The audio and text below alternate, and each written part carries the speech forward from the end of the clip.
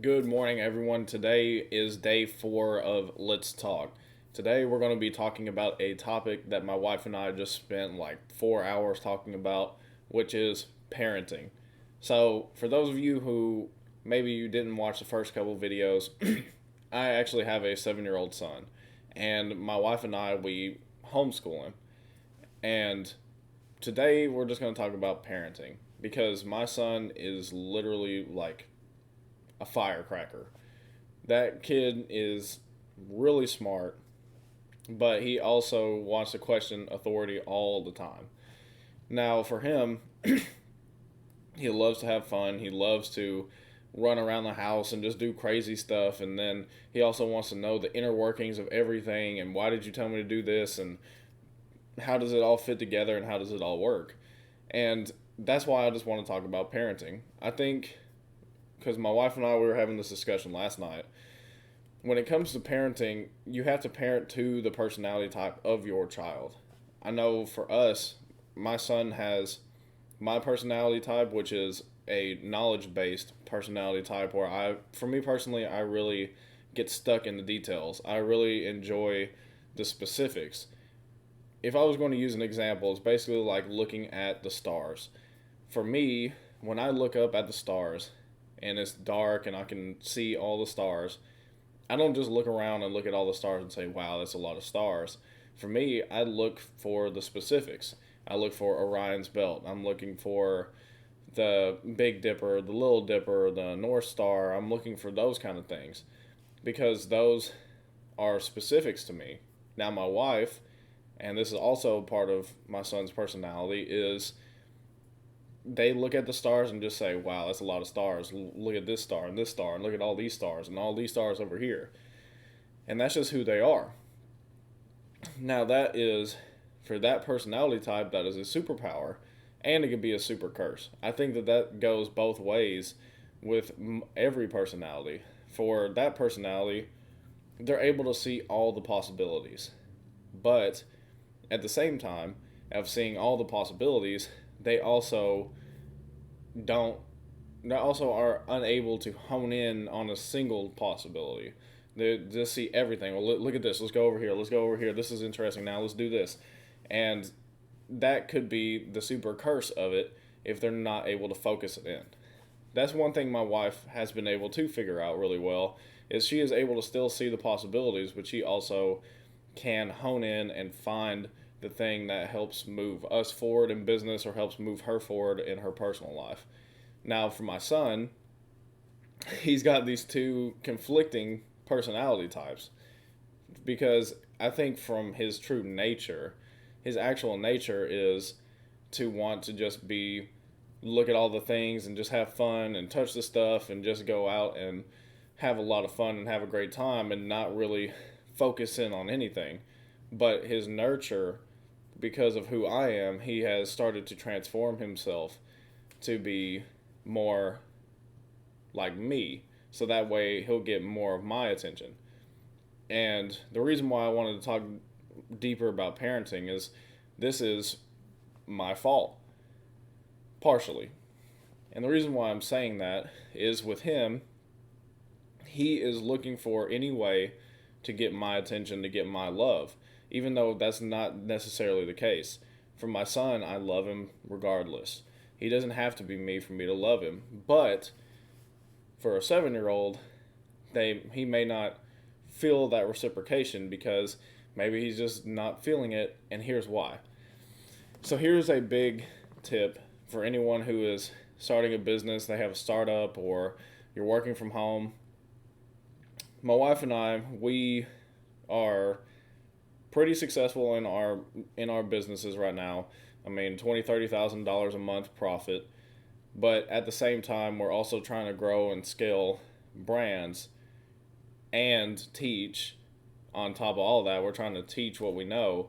So we have a lot going on, and unfortunately, what we have discovered after talking it all through was that our son, even though we love him and we do spend time with him, we don't schedule time. We don't just set a portion of our time aside.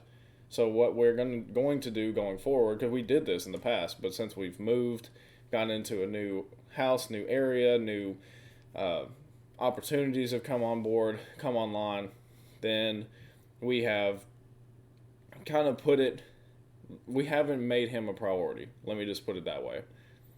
Even though we didn't do it intentionally because we love him, the thing is that our business is taking priority. We talk about business all day because that's what excites us. That's what wakes us up.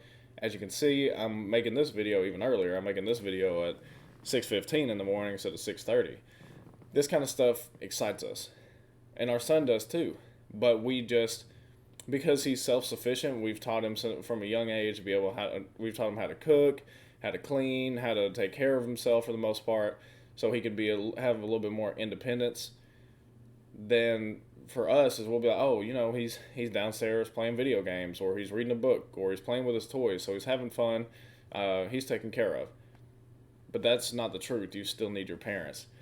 And even though we sit down and we read with them, or we'll pray with them at night, we're not taking dedicated time, just like an hour. So this is my suggestion to everyone out there who is in the same kind of position that we are, is schedule that time. For us, we're going to do it an hour, the hour leading into his bedtime. That way we can finish the day strong for him. We want to set that time aside an hour, so he goes to bed at 9, so we're going to start at 8. And the way that our classes are set up, we do classes Monday and Thursday. So we're going to, from 7 to 8. So at 8, we're going to be, from 8 to 9 will be his time. And what we're going to do is just playing board games, or watching a movie together, or reading together, whatever it may be. It has to be 100% dedicated time to him. One thing that goes along with my video that I made the second day, and it applies here as well, is intentionality. Intentionality in your relationships. So, for me, I have my wife. If you're out there with a significant other, then this will make sense. If you are looking for a significant other, just bear this in mind. Intentionality is the key to a fully functioning relationship. Whether that's your friends, your family, a loved one, a significant other, make sure that you have intentionality. And what do I mean by that? Intentionality is just a really easy example is, let's say that you want to you really wanted to watch this movie, and you want your significant other to watch it with you. So you're like, hey, let's watch this movie. And they're like, okay, we'll watch the movie.